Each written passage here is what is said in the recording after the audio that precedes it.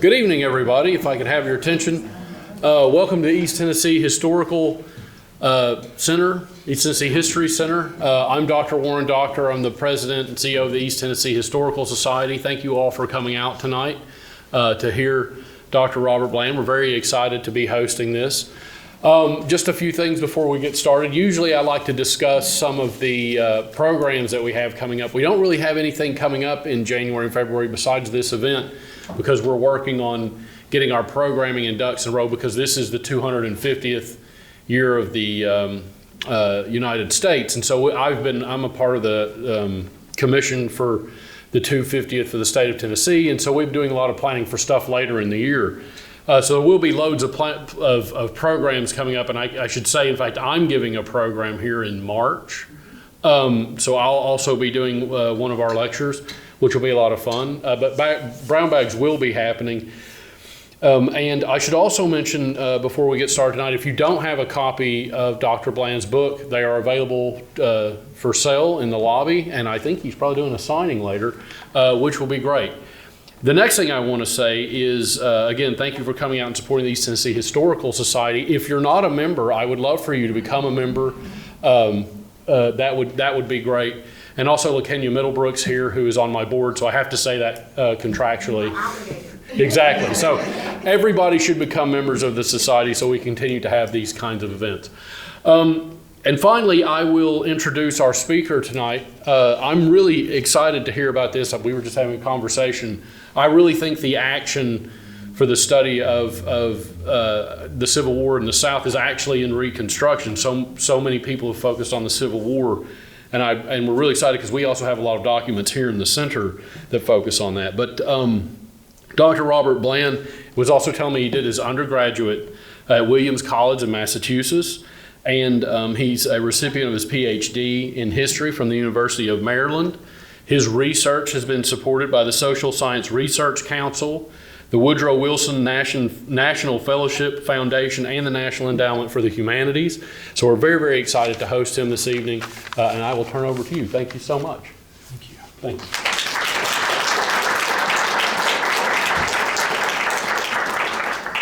you. As we begin, I just want to first thank the folks at the East Tennessee Historical Center who made this possible, Dr. Warren Doctor, Lisa Oakley. I am heartened to see so many friends and colleagues in the room. This is going on year 7 in Knoxville, and despite everything, I think I've built community here, and that is no small thing, and it's because of the people in this room. I want to give a special shout out to Cody Haynes, who's come here all the way from Mexico City, has been kind of a light and a beacon in so many ways that I struggle to kind of articulate, but I appreciate Cody for being here. I want to talk about the book. I want to frame it with a story, frame some of the bigger kind of interventions of the book, but more importantly, I just want to think through some big questions. Benjamin Franklin Randolph was part of a generation that changed the nation's political history. Born free and raised in Ohio, he attended Oberlin College, and after graduating served as a principal of a black public school in Buffalo, New York. Like many black Northerners of his generation, he saw the Civil War as a pivotal moment in the race's larger destiny. In December 1863, Randolph volunteered to serve in the Civil War and joined the 26th United States Colored Troop. After the war, Randolph remained in South Carolina and joined the most important black political project of his generation.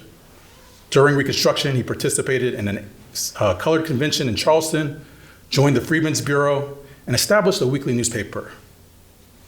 He said, a quote, "I am desirous of obtaining a position among the freedmen where my qualifications and experience will admit of the most usefulness." He went further, "I don't ask for a position or money, but I ask a place where I can be of the most use to my race." Motivated by the promise of the new political epoch, he labored tirelessly among a larger cohort of freeborn and recently freed black Americans to make a new world in the Postbellum South. In 1867, he was elected as a delegate into the South Carolina Constitutional Convention and played a major role in crafting a radically democratic document that had provisions that included the first public school system in the state and the first moment where those without property could vote, kind of expanding democracy in radical ways. Randolph was not only a beacon for South Carolina's movement toward abolition democracy, but also a national leader in the Republican Party. He attended the 1868 Republican National Convention that elected Ulysses S. Grant for president and was nominated to be one of the nation's first Black presidential electors. He used his growing political celebrity to campaign for Republican candidates across the state of South Carolina and shaped a political project that was central to the larger March for Black freedom.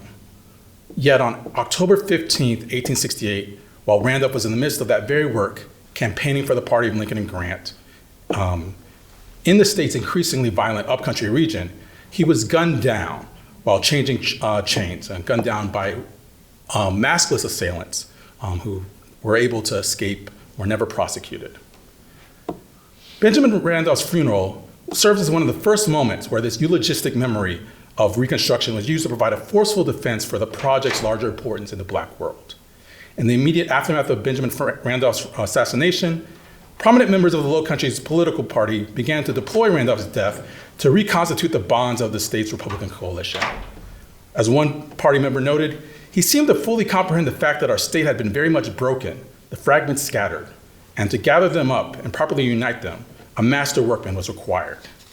He was that master workman.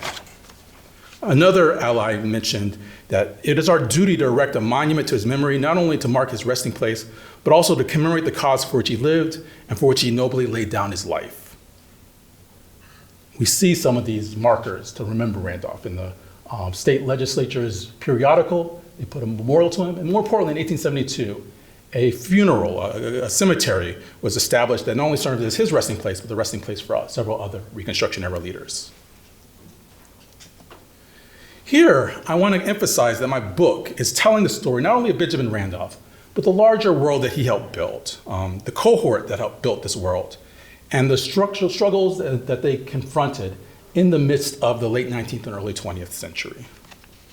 This is a story of a generation that becomes lost, not only to the sands of time in the way that we all will become lost in the sands of time, but in the kind of specific types of erasure, this cultural and structural violence that occurred that we kind of understand as the part of the cult of the lost cause, the myth of the lost cause. This was a transformative moment, recognizing that there was a generational shift, that the world and the tide was changing, that the wheel of history was turning. Black Northerners of means and ambition flocked to the South. This included teachers, missionaries, soldiers, Freedmen's Bureau agents, journalists, and lawyers, seeing themselves at the vanguard of a new social movement. This spread across the greater Low Country region and saw this moment as the most important political story of their generation. The Low Country itself becomes a sort of Black political mecca that no one had seen before in the United States. And again, this is a generation that as they're building, they're confronting the way that they're being portrayed as villains in the press, being erased in the national story of Reconstruction. In the Requiem metaphor that I'm using, right, they become a discordant note that cannot be blended with this new harmony that emphasizes a white story, a kind of white remembering of Reconstruction. And this is the sense that I describe this generation as being lost. And here my book highlights that the story of the Reconstruction generation not only shows the various ways that they were erased, but also recovers the deeply imaginative and rich practices that Black writers and leaders used to recover this generation's history.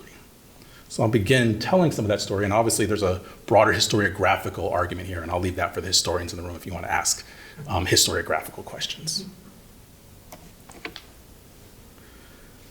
The Low Country was the site of one of the nation's largest and longest enduring slave societies, and anchored what was both a powerful planter class and a group that created the architecture for secession. This white minority, Black majority power structure in the region would collapse in the aftermath of the November 1861 Battle of Port Royal. And as this former planter class fled the region, the Low Country's racial geography would shift in both profound and subtle ways. In the months that followed the federal occupation, enslaved refugees flocked to the Low Country, giving rise to one of the nation's largest contraband camps. And when we talk about contraband camps, we're essentially talking about refugee camps, right? These formerly enslaved people who are in this in-between space between freedom and slavery. Before the war, the Low Country Slave Society embodied one of the most pronounced antebellum worlds of both the planter class and those in bondage. The cities of Charleston and Savannah were social and cultural hubs that anchored elite society of the greater seaboard South. This planter class had tremendously ostentatious displays of wealth and power, embodied in many ways the peak of an anti-democratic social and cultural order. The region's particular absentee plantation system, however, also gave rise to a black majority world where the flexible task system provided the region's enslaved population more autonomy than the heavily supervised gang labor system that you might see in other parts of the South. In this deep inequality of the antebellum's black and white worlds, rival bodies of knowledge emerged among white elites and enslaved. Among the white elites, a deep anti-democratic first principle that would ultimately lead to secession. For the enslaved, a mastery over a smaller set of worlds. Within and adjacent to the plantation system, where African cultural tensions remained, and a robust kinship network flourished. And again, if you've been to the Low Country before, you might be familiar with the Gullah Geechee culture and folkways that are a deep part of that region, but this is of that world of the kind of epicenter of the Gullah Geechee culture. In the 4 months between the fall of the slaveholding class and the arrival of Northern missionaries charged with leading the Port Royal experiment, the black population of Port Royal Island would increase by 3,000 people and would continue to increase over the course of the world. This growth and emergence of enslaved population, of people fleeing for freedom, would push a military emancipation at a faster pace than national leadership was ready for, and was a major facilitator in the march toward the Emancipation Proclamation and national emancipation. The Low Country's rival geography also reshaped wartime Reconstruction and the civilian efforts to remake a post-slavery world. Particularly, this became a site of a much vaunted Port Royal experiment, what some people call a rehearsal for Reconstruction, where white Northerners confronted the project of making a post-slavery South. This included entrepreneurs, missionaries, teachers, who all reflected a broad and at times contentious spectrum of anti-slavery thought in the North. While some of these leaders held hierarchical ideals of race and civilization and could only envision the region's black population as an unrefined clay in need of molding, many understood that the region's bondspeople had brought their own ideas of what freedom meant and had their own ideas of what the racial future would include. And these white Northerners worked with these free people. As the war ended, the government realized that the patchwork and uneven process of emancipation would require more structure and a deeper commitment to black freedom. This came in the form of the Bureau of Refugees, Freedmen, and Abandoned Lands, the largest investment made in civilian social welfare in the nation's history up to this point. Designed to guide the transition from slavery to freedom, the Freedmen's Bureau operated schools, adjudicated legal disputes, oversaw labor contracts and marriage documents, and facilitated the auction of tax delinquent land and provided health care for the sick and the indigent, right? This is, again, Reconstruction as a model of social democracy. We also see a black Port Royal experiment, right? In the same way that these white Northerners are going to make a post-slavery world, a number of black Northerners began to travel to the Low Country, seeing this as a turning point in the struggle for abolition and civil rights. One leader in the black press wrote, "I have received important communications from a number of prominent colored gentlemen of the North relating to sending colored teachers to this department, and will take the occasion to say that I shall, as soon as possible, answer them through the columns of the Anglo and African and Christian Recorder." These are two prominent African-American newspapers of the time. Black teachers, especially black women teachers, provided to be the most durable shock troops of this movement. By the end of the decade, the percentage of black teachers and missionaries in the South as part of the American Missionary Association more than tripled, and more than 50% of the Presbyterian Committee on Freedmen's teaching was African American. We see one of those teachers in the corner, Charlotte Fortin, who's the granddaughter of James Fortin, a prominent black abolitionist. William James Whipper is the nephew of another black abolitionist. Mary Still, sister of William Still, the kind of chief conductor of the Underground Railroad. In this lower left-hand corner here, you see Barton Delaney, kind of another prominent Northern abolitionist, was a business partner of Frederick Douglass, founded one of the most prominent black newspapers of the time. And again, we see this moment and this movement as a vanguard moment, as a changing moment, as a turning point moment. By the end of the war, South Carolina became the southern epicenter of the African Methodist Episcopal Church. Charleston, which housed Mother Emanuel AME Church, which many of you might be familiar with as the kind of site of this horrific shooting by Dylan Roof, preceded Reconstruction, but kind of becomes a hub of Reconstruction at this particular moment.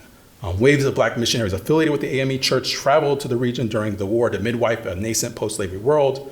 The largest black institution in the nation on the eve of the war, delegates of the AME Church voted to send ministers and missionaries to the South after witnessing the enactment of the Emancipation Proclamation and the creation of the United States Colored Troops. By 1866, the number of members of the AME Church would increase from 20,000 to 73,000, and that growth is clearly happening in places like the Low Country and other parts of the South. put this more bluntly, the postbellum Black public sphere, and particularly the Black press, were being stitched together in new ways during the Reconstruction era. Right? We can think about a new national consciousness emerging in Black America, precisely because of the individuals who were traveling south and the stories they're telling about traveling south.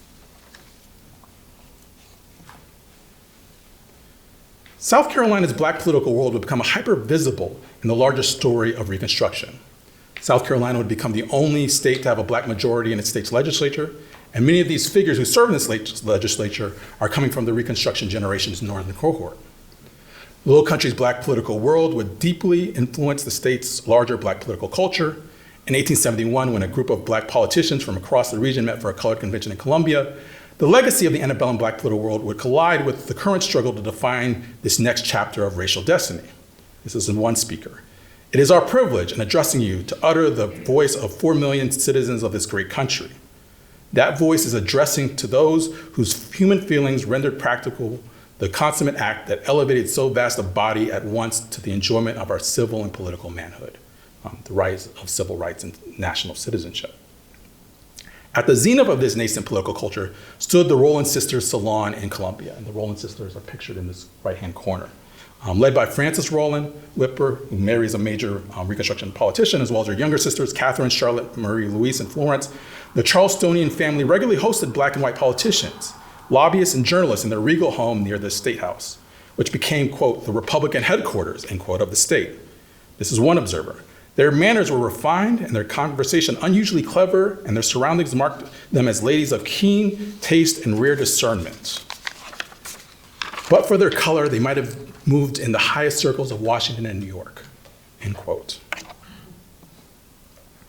No figure more fully embodied the intertwining stories of emancipation in the Black military experience than Robert Smalls. Born into slavery in 1839, Smalls spent his young adult life as a longshoreman, sailmaker, and wheelman in Charleston Harbor. With the fall of Fort Sumter, the still enslaved Smalls was forced into being a military transport pilot on the CSS Planter, and mastered and traveled along the region's various waterways. This knowledge of the Low Country's aquatic world would allow him to undertake one of the war's most daring feats. On May 12, 1862, Smalls, with his wife Hannah and their blended family in tow, navigated the vessel through a series of checkpoints, each of which required the knowledge of specific Confederate naval signals. Upon delivering the planter to the Union, Smalls not only gained a freedom for himself and his family, but also became immortalized as a war hero. Let this pass by. His wartime exploits would be broadcast across the northern press, and Smalls would make several trips to major cities to raise funds for the formerly enslaved and advocate for enlisting Black men into the Union military. He would go on to serve in the state legislature, the state senate, and the US Congress. Known as the Gullah statesman, he would develop a particularly close relationship with the Low Country's free people, embodying their largest democratic aspirations. Here I want to highlight one specific story where we can see this march of history on display. In the summer of 1876, hundreds of free people were on strike for better wages, working in these rice fields and often being paid in paper scrip, a currency that could only be redeemed at plantation stores and had no other kind of monetary value. These rice strikers targeted scabs and Republican leaders with violence.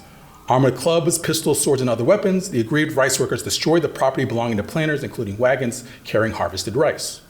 When Robert Smalls, now a US congressman, was called upon by the then Republican governor to quell the protests, he was told by his constituents that they would, end quote, tie him up and give him 150 lashes on his big fat ass, end quote, should the politician try to interfere with their actions. Meeting with more than 300 strikers, Smalls declined to have them in charge and ultimately arrived at their point of view, telling the governor that the rice region's emergent system of debt peonage was worse than the evils of slavery and needed to be abolished. And again, we're thinking about, go back, kind of what does democracy look like? What does the specific type of Reconstruction era democracy, what W.B. Du Bois might call abolition democracy, look like? This is a story of agency and violence. The story of Reconstruction was always shaped by the ongoing violence that sought to bring the era's promise to a bloody and immediate end. By 1868, the Ku Klux Klan had taken deep root in the South Carolina upcountry. Organized in the immediate aftermath of the Civil War, the Klan found its greatest success in the rural Piedmont regions of the South. offering a clandestine paramilitary fraternity to white men who refused to adjust to the South's new social and political order. Where cities and black majority regions of the rural South offered those protections of the Union occupation, predominantly black National Guard units and the broader communities that could provide collective security challenged this. The upcountry's racial parity and lack of population density allowed night riding to flourish. And again, we're seeing this tension between the low country, which was majority black, and the upcountry regions, which were kind of more demographically white, and seeing the kind of battles of violence, the rival geographies that were clashing in this kind of struggle over what would Reconstruction mean. When the Joint Select Committee of the House of Representatives began its inquiry into Klan violence, it drew extensively on Black South Carolinians' testimony and highlighted this ongoing rival geography. One interviewee said, quote, "They said I must stop that Republican paper, that it was coming to me from Charleston. It came to my name. They said it must stop. I must quit preaching and put a card in the newspaper renouncing republicanism, and they would not kill me." And again, this kind of newspaper from Charleston highlighting this new kind of press world, this new world of periodicals and storytelling that's capturing something new about Reconstruction. If the Reconstruction generation's political vision was going to survive the onslaught of Klan violence, they would not need to challenge the paramilitary violence with their own show of force. At the apex of the 1860s Klan violence, the Low Country's Republican world would become a haven in a statewide storm of white supremacy. The region's leaders placed a renewed emphasis on military and militia service, with local chapters of the state National Guard now occupying a growing role in shaping the social and cultural terrain of the region. By 1869, an act of the state legislature created the National Guard of South Carolina that would include more than 1,000 black South Carolinians, making it the largest and most active state militia during the Reconstruction era. This military bulwark allowed the promise of Reconstruction to persist in ways that were not imaginable in other parts of the South. And again, this is a story that we lose when we tell the story of Reconstruction. We understand political power, we understand Klan violence, but we lose sight of the kind of specific ways that black agency in parts of the Low Country used a military and militia shaped memory to push back against Klan violence. This is also a cultural story. And to understand Reconstruction's defeat, we must understand the story of violence and specifically this cultural backlash to the political movement in the South that united whites in the North and the South against black political rule. As a growing disillusionment with the state's Republican Party pervaded the Northern press, many in the black press began to notice that their Northern white allies were beginning to abandon them. This is Douglas's newspaper. To mention South Carolina is to merit sneers of the Commonwealth of the North. As white reporters began to crisscross Reconstruction era South, a series of lurid reports emphasizing corruption and black incompetence began to circulate in the nation's elite Northern periodicals and in books by Northern white journalists. The most notorious of these is The Prostrate State, South Carolina Legal Rule by James Shepard Pike. Pike was a journalist from Maine who had professed support for abolition before the war. After the war, he travels across the South. In this book, he paints a dismal portrait of Reconstruction, highlights and paints black office holders as out of the political order, out of alignment. This was initially an expose for Horace Greeley's New York Tribune, a conservative Northern newspaper. But Pike would turn these articles into this book, and this book would become one of the main arguments for the end of Reconstruction, the pulling away culturally from Reconstruction. White Southerners served as a main source for this book. Many of the interviewees and the people providing the negative accounts of Reconstruction were those white elites who had been anti-democratic, who had supported secession. And when these leaders began to struggle in the 1880s and 1890s, the Reconstruction era leaders began to struggle. The Southern press began to take glee in reporting their hard times. Many of the Reconstruction generation's surviving leaders were struggling personally and professionally, and one newspaper celebrated, quote, "The remainder of the evil is scattered from one ocean to the other, honored and prosperous nowhere," kind of highlighting that this was a kind of proper defeat of this kind of notorious evil. We kind of see this story being reframed as Negro domination and kind of part of this larger lost cause narrative. The black press sought to challenge these dismal accounts of Reconstruction and reframe the era's history as an important turning point in black America's larger march towards a larger racial destiny. As one of the only two black Americans serving in Congress during the 1880s, Robert Smalls in particular felt the burden of black America's destiny squarely on his shoulders. At this moment in time in the 1880s, he's, again, one of the last remaining black figures serving in Congress, and as a result becomes a national celebrity. He's celebrated in the press. This is a high tide for the black press as newspapers are expanding across the South and then across the North, and looking for stories of good times, looking for stories of accomplishment. Robert Smalls often provided that. But we also see a series of images that are beginning to tell a different story of Reconstruction. And the most famous of these is the Heroes of the Colored Race, which is a chromolithograph created in 1881. This is a kind of document that can be easily reproduced. It would appear in churches and lyceums, could be framed in everyday people's houses with something that was affordable and accessible. And in this image, we can see three major figures of Reconstruction: Frederick Douglass, Blanche K. Bruce, Hiram Revels. But if you look in that lower left-hand corner of that image, along with these other figures, you see, again, Robert Smalls, again, national celebrity figure who's kind of appearing more and more across African-American life, alongside this larger story about what's happening in Black America, what's imagined to be happening, a kind of heroic and triumphant story. We also see that beyond the press and the art world, a new national Black public sphere is colliding with the production of African-American history. The site and place we see this the most is Bethel Literary and Historical Society, which takes place in Washington's Metropolitan African Methodist Episcopal Church. You may have encountered this church recently in the news. It was damaged during the January 6th protests, and the irony is not lost on me that my book is released on January 6th. This was once a lyceum and cultural hub of Blacks, Washington's nascent talented 10th. The Bethel Literary Society was one of the central nodes in the larger national Black public sphere, and it connected Black communities across an emergent national network of Black newspapers. This is one newspaper describing that literary society.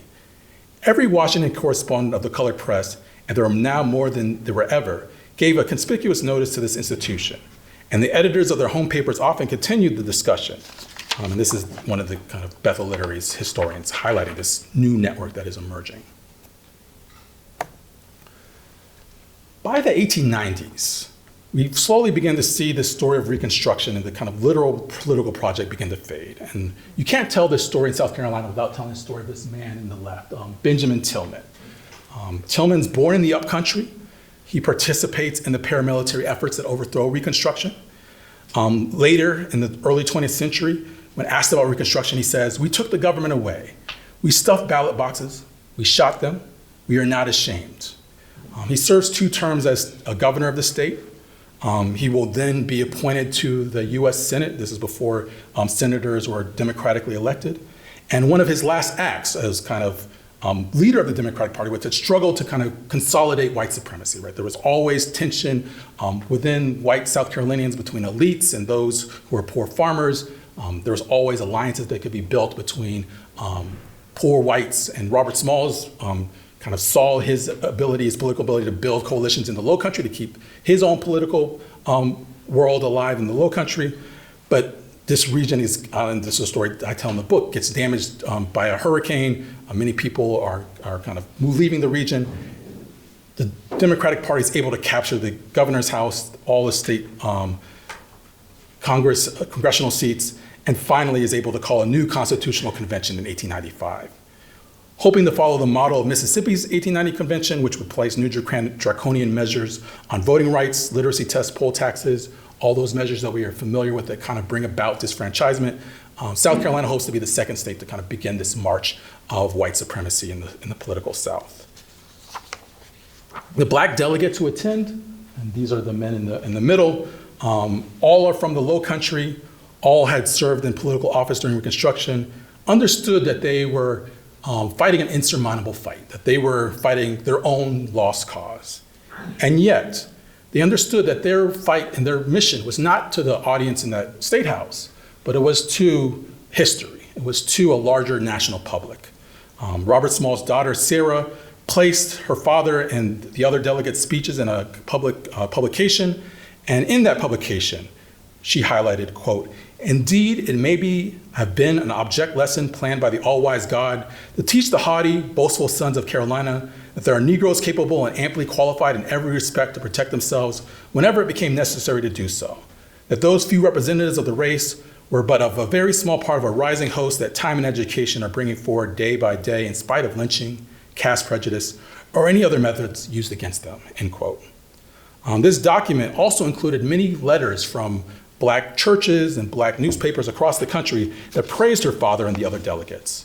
One church member, one preacher from a church in Philadelphia, said Robert Smalls stood for dignity, courage, and singular ability with which he had the honor and honored the Negro race and patriotism at this convention.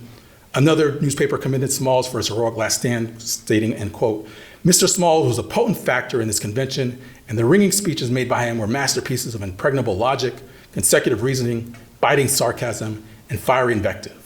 His arguments were unanswerable, and the keenness of his wit, the cleverness of his arraignment, and the persistence with which he routed his opponents from one subterfuge to another astounded the convention and showed its members that the Negro's capacity for intelligence, courage, and manhood were not inferior to the bluest blood of the Palmetto State. What they're doing there is creating history. What they're doing there is creating African-American history. In many ways, however, 1895 also marked the end of the Reconstruction era. Again, this following year, 1896, the Supreme Court rules in favor of the 1890 Separate Car Act, a legal precedent that allowed the South's 20th century social order to be built on de jure segregation, the Plessy v. Ferguson decision. The dominoes of disfranchisement would continue to fall across the South, and more Southern states created constitutions that reversed Reconstruction era provisions and buried democracy in the region for the next half century. I want to highlight that 1895 also serves as a funereal moment in the story of the Reconstruction generation. 1895, we see Frederick Douglass pass away at the age of 77, and his funeral, which would happen at the Metropolitan AME Church in Washington, D.C., would essentially be a state funeral with more than 5,000 people attending. Before the century's end, two other major Reconstruction era leaders are going to pass away, John Merchant Langston and Blanche K. Bruce. They would also receive major funerals at the Metropolitan AME Church. Following Langston's funeral, one prominent Black newspaper's editor reflected on this epic defining shift in the Reconstruction generation, and this is what the newspaper wrote, quote, their wisdom, patriotism, statesmanship, their race love may not be fully appreciated by this present generation. But the men of the future will look in amazement and wonder that these men could have been so brave, so true, so constant amid such adverse conditions. The Reconstruction generation's countermemory was especially sensitive to these moments when major figures passed away. By the 20th century second decade, the rapidly dwindling number of remaining Reconstruction era leaders was a point of genuine concern for the stewards of Black history in the national Black press.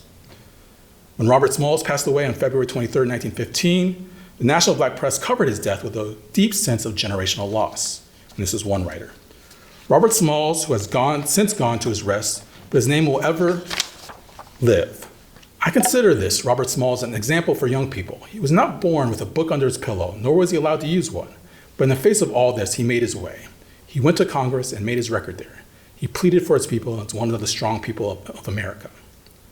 Smalls' death was accompanied by a larger disappearance of the Reconstruction generation's central members. In 1917, the National Association for the Colored Press's national periodical, The Crisis, published a piece reflecting on the passing of the previous generation. And this is this kind of photojournalism that appeared, highlighting the last of the old guard. By the time that this picture appeared in The Crisis, M.W. Gibbs and James Lewis had passed away, and P.V.S. Pinchback, former governor of the state of Louisiana, was the last of the Reconstruction generation, the sole survivor. 3 years later, a new organization, the Association for the Study of Negro Life and History, sought to create a new archive, right, recognizing and feeling this passing, or feeling this shift in history. Led by Monroe Work, a leading social scientist at Tuskegee, the new organization sought to create the first repository of documents related to the previous century's Black office holders. This is Monroe Work. No systemic effort has hitherto been made to save the records of the Negro during the Reconstruction period. American public opinion has been so prejudiced against the Negroes because of their elevation to prominence in the politics that it has been considered sufficient to destroy their entire regime and forget it. In the dozens of letters that appeared in several issues of the journal, a deep sense of loss over the fading Reconstruction generation persisted. Quote, there is a vast amount of fact reposing only in the memories of elderly people now living that should be rescued and recorded while they lived, lest it be lost forever, remarked one correspondent. Another interviewee highlighted more pointedly, there are very few of us left now to tell a tale, and that in a very unsatisfactory way. In many ways, we already understand the broad brushstrokes over this anxiety. By the time Monroe Work, Carter G. Woodson, and the Journal of Negro History began the project, Woodrow Wilson had ousted a generation of Black office holders from the federal government. Birth of a Nation was now the most popular movie in the country, kind of appearing and kind of reframing Reconstruction in the kind of language of the lost cause. We see this spike of Confederate monuments.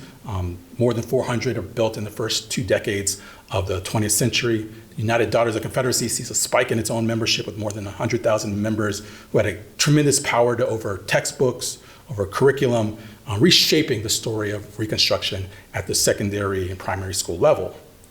And yet, while we are familiar with this story and have recently lived through the struggle to confront the legacy of the Confederate monuments in our midst, we know less about the story of the Reconstruction generation. In the face of the paramilitary violence, cultural erasure, and national forgetting, this generation built a new historical vision that refused to forget the most important lessons of the nation's second founding.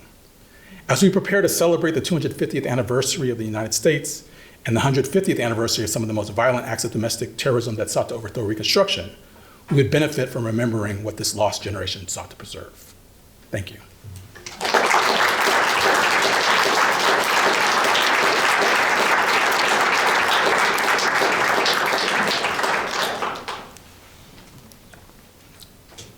I think if anyone has questions, I'm more than happy to answer questions. Yes. I have a question about the black militias that existed, I guess, from 1864, 1865 to, I guess, 1895. Was there any role, like did the state legislature try to impose any type of gun control, or when did gun control actually become an issue for black civil rights? Right. That's a great question. So there's many of these militias begin to shrink as the Democratic Party regains control of the state legislature and gains more power.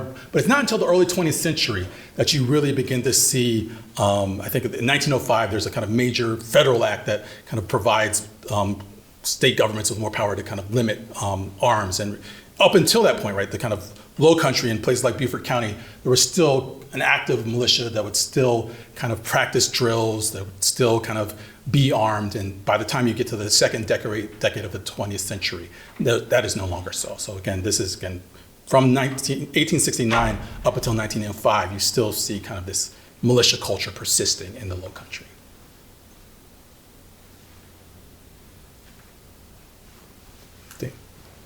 Thank you, Dr. Bland. I'm excited to read your book. I have a follow-up question on this militia topic, and this might get us in the historiographical water here.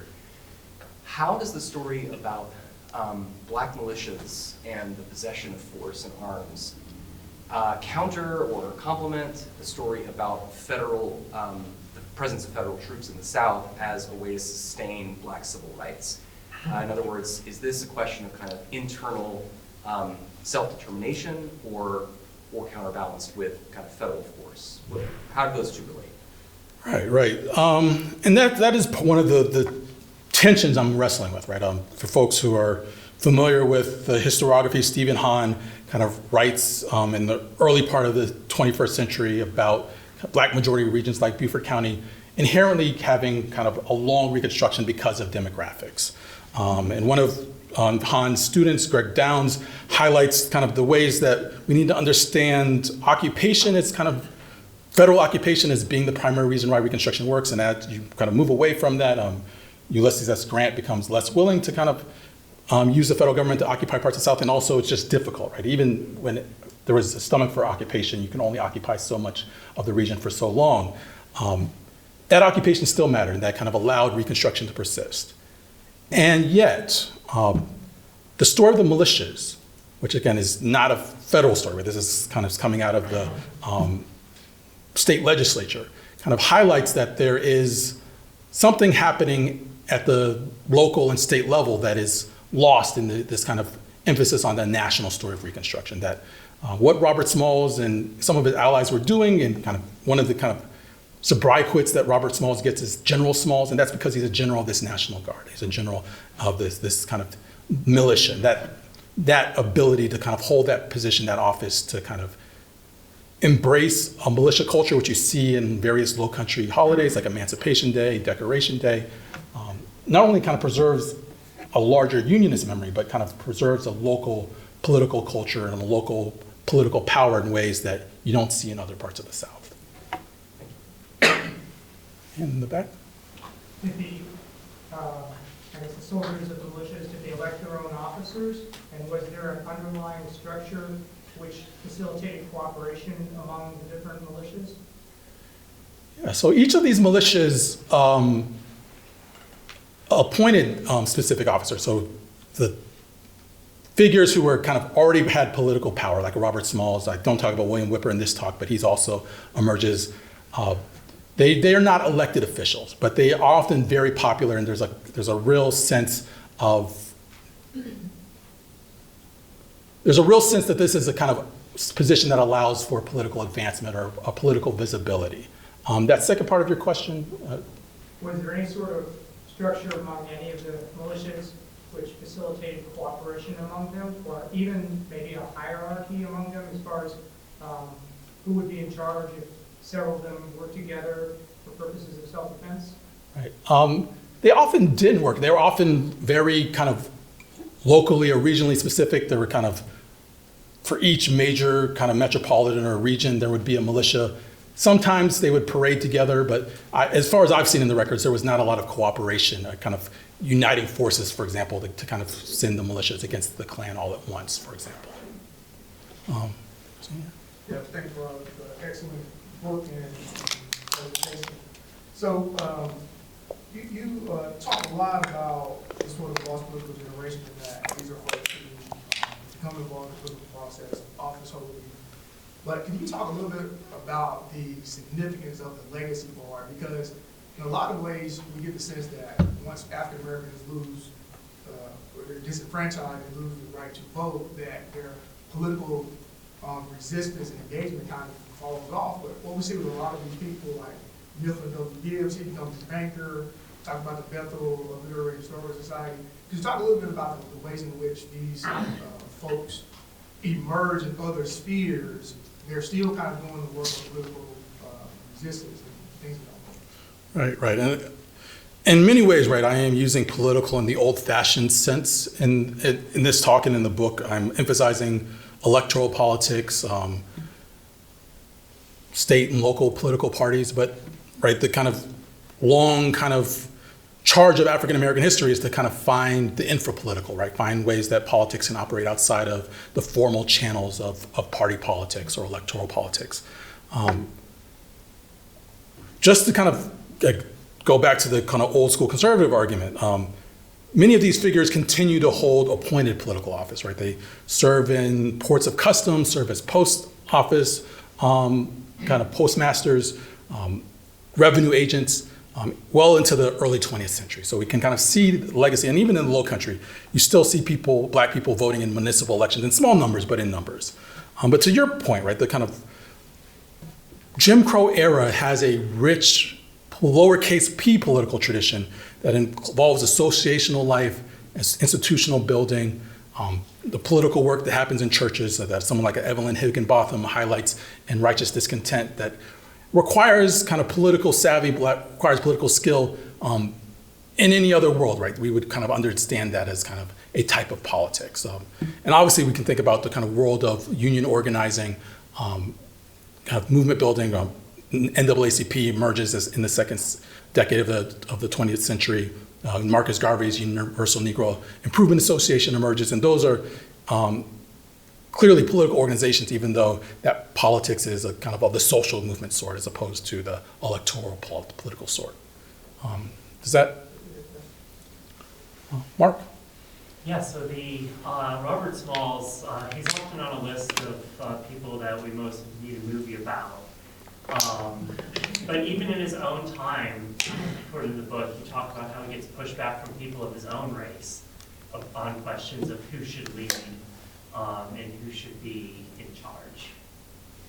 Can you tell us a little bit about that? Right. And again, that's where I'm not trying to give away too much of the book. I do want you to buy it. But one of the big stories in the book is that Robert Smalls' story does not stop with the capture of the planter. And again, we know Robert Smalls serves as a congressman and is in this image here, right? Robert Smalls serves as a kind of customs agent.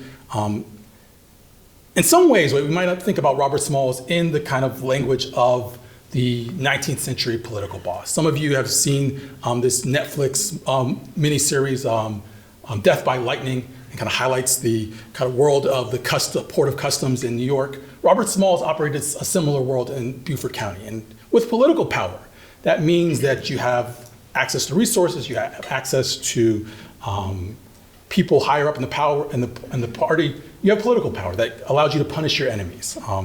Robert Smalls has a vision of what the Republican Party looks like, and many people disagree with that. Some of those people disagree with him because he is born into slavery, rough around the edges, gullus speaking at a moment where a talented tenth of the black elite wants to kind of hold more of those levers of power. Some of that is he has some conservative instincts, right? He, at the moment when black political power is waning, he sees a vision of holding political power in the Low Country by working with white elites in the Low Country, and says, this is similar to what happens in Wilmington before the kind of coup d'etat that overthrows the local government in Wilmington. But in Wilmington and in Beaufort, black elites and white elites work together. And they say, we can share offices, we can hold political power. This might work at a local level. And many of those who had more working class, more populist sentiments said this betrays the spirit of Reconstruction. All that to say, Robert Smalls is complicated, right? And kind of holding political power allows you to punish your enemies in ways that create uncomfortable kind of moments, right? Again, some of that gets sanded over, right? Kind of in the large sweep of history, I think Robert Smalls is on the side of the angels. But when you kind of get into the archives and you get into the records, he certainly throws people overboard. He certainly punishes his enemies. He does things that we might kind of understand as mean-spirited. That's politics. Thanks, Rob. I'm struck in the book, for Mark's question, I won't give away the book, but in your talk, countermemory is such an important word. In the book, it's such an important word in your title. And, you make this argument here for us today about how this countermemory is really in place before the lost cause. It's the lost cause that's reactionary. And then there's this group that you kind of end on who kind of provide the origins of the field, really, of African American history. I'm wondering if you could reflect for us, maybe beyond the talk, and maybe this is a little bit of a historian nerd question, but just kind of your own thoughts about, this talk operates on two levels. One is just descriptive of sort of the recovery of a vein of African American history that's forgotten. But of course, for the field, this is also a forgotten group of people who are doing work in a period and place and time that, we skip from the Port Royal experiment to disfranchisement, and there's this gap. And you were doing that work. And I just wonder if you could reflect for us, like, just about the project, how you came to that, how you come to this sense, and what you think the stakes of this are for the field of kind of African American history more broadly. Luke never asks a small question. Sorry. But while we're here. While we're here. W.E.B. Du Bois' Black Reconstruction casts a large shadow, maybe one of the largest shadows historiographically in kind of the field of American history. And rightfully so, right? If you're not familiar and you want to see someone throw a historical punch, read the last chapter of that book. That is the way you kind of let your enemies know that you don't mess with them. At the same time, we freeze kind of that instinct, that impulse, that historical grammar in Du Bois. And other people have highlighted someone like T. Thomas Fortune. I think Robin D.G. Kelly has an article in the Boston Review where he really wants to say we've not spent enough time thinking about T. Thomas Fortune. But the Fortune, who's, anyone watches The Gilded Age, right? He appears in the HBO Gilded Age as kind of a journalist who's kind of really important in the black press and writes a really important book about the post-Reconstruction South that emphasizes stories of class and kind of thinking about land ownership as this kind of lost opportunity in the kind of world building after Reconstruction. He's, again, even T. Thomas Fortune is not the only figure, right? There's a whole cohort of individuals who are thinking about, reflecting on what Reconstruction meant. They're encountering Reconstruction leaders, and they're trying to figure out what Reconstruction means in the sweep of postbellum black life. But in doing so, you have to wrestle with how to tell black history. Certainly, right, we can go back to David Walker, antebellum era, and think about the ways that many individuals have captured elements and talked about what the race means or how the march of racial history works. But it's not really in the 1870s, 1880s, and really the early 1880s that you begin to see these large monographs, not written by historians, written by journalists, written by amateur scholars, but what they're doing is history, right? What they're doing is trying to tell a story. And by the time you get to the 1920s, you're now trying to collect documents. You're trying to build archives. You're trying to not just rebut the lost cause in the Dunning School, but actually get a hands around what the last 50 years meant in Black life. And I think at the highest frequency, that is what the book is trying to do, right? Trying to say, what does this long arc of Black historical thought look like before you get to Du Bois, and kind of in what ways is Du Bois standing on giants, the shoulders of other giants? Christina? So I was thinking about, like, when I think about militias sort of protecting people from terrorists, I think about things like securing life and limb, making it possible to get to the grocery store, things like that. But I'm curious, like, did you find anything where, like, you saw, like, the Klan trying to kind of, make inroads in and target print matter, target, like, the narrative record, or did you see anything where, like, the militias were protecting, like, the narrative and the history of the record? Was that something that was conceived by, the suppressed, like, the people who were trying to, like, crush this movement? Was that perceived as, like, a location of power, or was it kind of under the radar? And is that part of why the record? Do you see what I'm asking? Like how did the physical and, like, both in the minds and in the print, like, how did the physical existence of the narrative figure in the conflict? Right.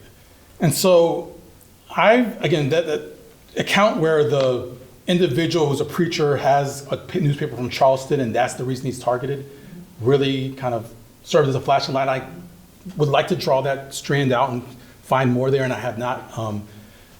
After I get a chance to kind of rest and recover from writing this book, I want to dive into the Ku Klux Klan testimonies in a deeper level. Kadada Williams does a really good job of thinking about these testimonies and the various ways that political leaders are targeted, and those political leaders, if it's not directly because they're affiliated with the press, they're one step away from kind of these networks that are attached to the press. But I mean, I think the most hyper-visible example to your question, it's not a militia story, is Ida B. Wells and the free speech in Memphis, right? Kind of specifically being targeted because it's kind of holding lynchers accountable, right? The kind of those who are committing these heinous acts of extra-legal violence. And again, there's a story in the book about, right, the way the Black press confronts ongoing kind of racial violence in the late 19th century, and Ida B. Wells' strategy was she right to leave the South, or do you need the Black press to remain even in the face of this? But that link between the militias particularly and the press, I've not encountered as much.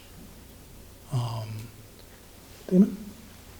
Thanks, Rob. I'm excited to read the book. I haven't gotten it yet because I need the signature before I start to read it.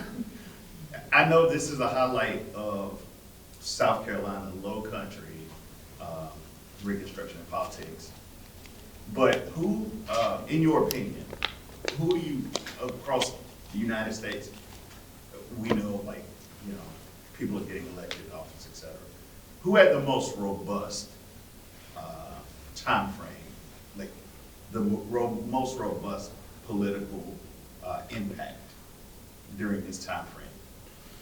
Who, in your opinion? Yeah, that's a tough question. I mean, the three figures Douglas, while never elected, holds federal appointed office in Washington, D.C. that allows him to maneuver in ways that at the center of the Republican Party, he's kind of at the moment where many people are losing faith in the Republican Party, he's keeping Black leaders and kind of Black voters in the Republican fold. There's a really good recent book by Justine Hill Edwards on the kind of rise and fall of the Freedmen's Bank.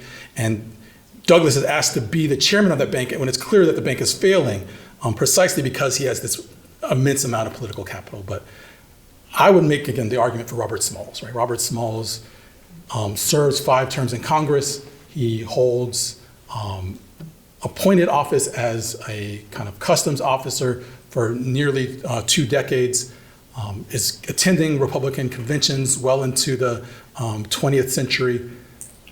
And as a political operator, right, he knows how politics works in both ways that are respectable and the kind of ways where you have to throw a sharp elbow or throw someone overboard, right? He knows how to punish his enemies in a way that I think is sometimes impolite or uncomfortable, but is the way politics sometimes has to work. Kristen? Yeah, so I'm curious about who, the part of your book about countermemory and who's keeping these histories of political life alive and the papers that these men have collected over the course of their careers. I know you say Smalls' daughter collects a bunch of the speeches from that 1895 convention. So who are the people? I'm assuming that women have a larger role in that group of people who are keeping the documents, making the archives, whether they're personal, familial, or institutional, that allow people like you to go back and do some of this reconstruction of Reconstruction.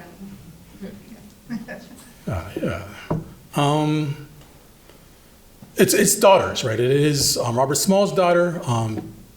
Thomas Ezekiel Miller, who serves in Congress, serves the state legislature, will be the first president of South Carolina State University. She's going to publish a collection of documents. I mean, a lot of this is the work of what is now ASALH, right? The Carter G. Woodson, Monroe Work, Arutheus Ambush Taylor are crisscrossing the country, right? Kind of any kind of person who will respond to the letter, they're seeking to travel and collect those resources. Sometimes this is incredibly difficult because the documents aren't preserved. They're trying to find funding, and the funding isn't always there. A lot of this comes from Northern philanthropists like Laura Spelman Rockefeller. There's a question about archives here, right? Where W.E.B. Du Bois, Black Reconstruction, while kind of incredible at the kind of high frequency level of historiographical argument, is not a work of someone who's gone to every archive, and right, that's because a lot of these archives that Foner and Hahn and other scholars will use later are built by the National Archives in Washington, D.C., and kind of having to kind of go through the Freedmen's Bureau. And without giving away the end of the book, right? Kind of the book ends with the kind of connection of this archive building that leads to the academic world that I come out of at the University of Maryland and Freedmen and Southern Society project. So there's a long history here, a convoluted history, a complex history of archives and archive building. I think we have a question for 1 or 2 more. Yes. I have a friend from Wilmington, North Carolina, and he told me all about this, and I wasn't taught at school, about the Wilmington Massacre of 1798. Now, 1898, rather. How does that fit into this narrative of the memory? Obviously, it was totally forgotten in my education, but was it passed on to the other folks about what happened there when there was actually a coup against the democratically elected government for the unthinkable sin of having a representative democracy, including lots of African Americans in the government? Right, now that's precisely what happens, right? Those stories get distorted, erased, contorted. In the Wilmington, I thought about using this image, but there's a very well-known image where there is a vampiric black figure who's hovering over Wilmington, and across the shoulders it says Negro domination. And that Negro domination story becomes the catchword for highlighting why the violence is okay or why the violence is acceptable. Thomas Dixon, who writes this trilogy of novels about the Ku Klux Klan, the Leopard Spots, the Klansmen, this is the source material that becomes Birth of a Nation, is essentially writing, again, he's based in North Carolina, writing about romance of the Klan. And when the Wilmington massacre in particular, and I'll try to dive into the specific history here. When that Alexander Manly, the editor of a black newspaper, writes an account where he questions the manhood of white men and their ability to protect white women. And that is the inciting event that leads to the riot, the coup d'etat that violently overthrows the government in Wilmington. And right, this argument that Reconstruction not only puts African Americans in political power, but gives, makes white women vulnerable to sexual assault from black women, from black men, is always the secondary argument there. And that is certainly what happens in Wilmington. And Rebecca Lattimore Felton, who's a prominent figure in the populist movement, the first woman to serve in the Senate at the state of Georgia, in some ways a progressive, but also makes the argument that if you have to lynch black men to protect the sanctity of white women, then lynching is okay. You have to lynch. And that pro-lynching argument becomes tied to this anti-Reconstruction, anti-black political power argument. So that Wilmington story doesn't appear in textbooks because of the United Daughters of Confederacy, because this kind of broader grammar of the lost cause is already in place.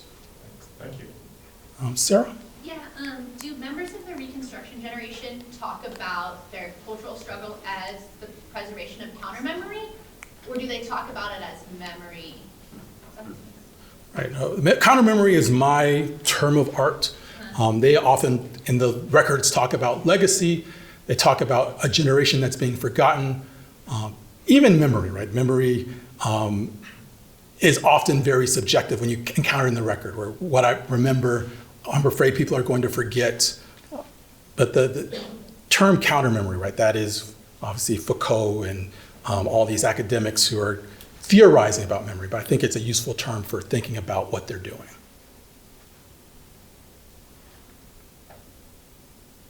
If there are no other questions, Nathan.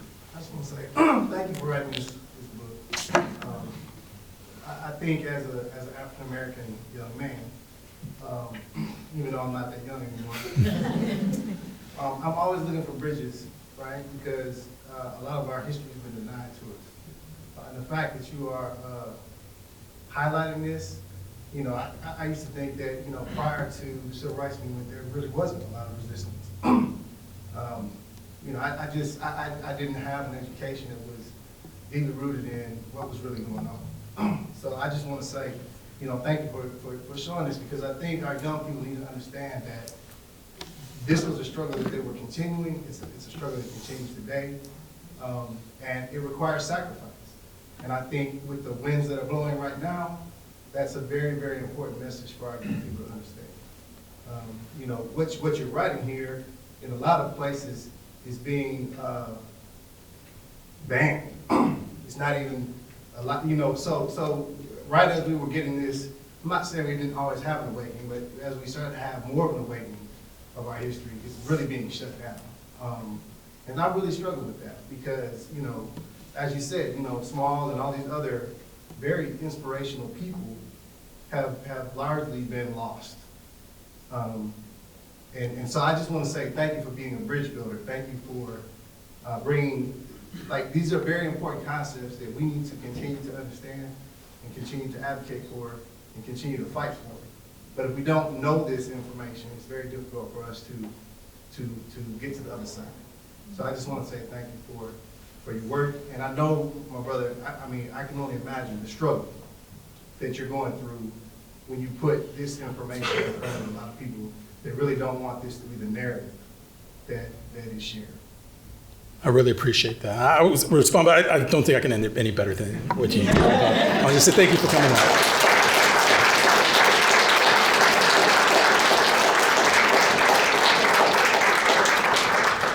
I think I'm going to hang out right here.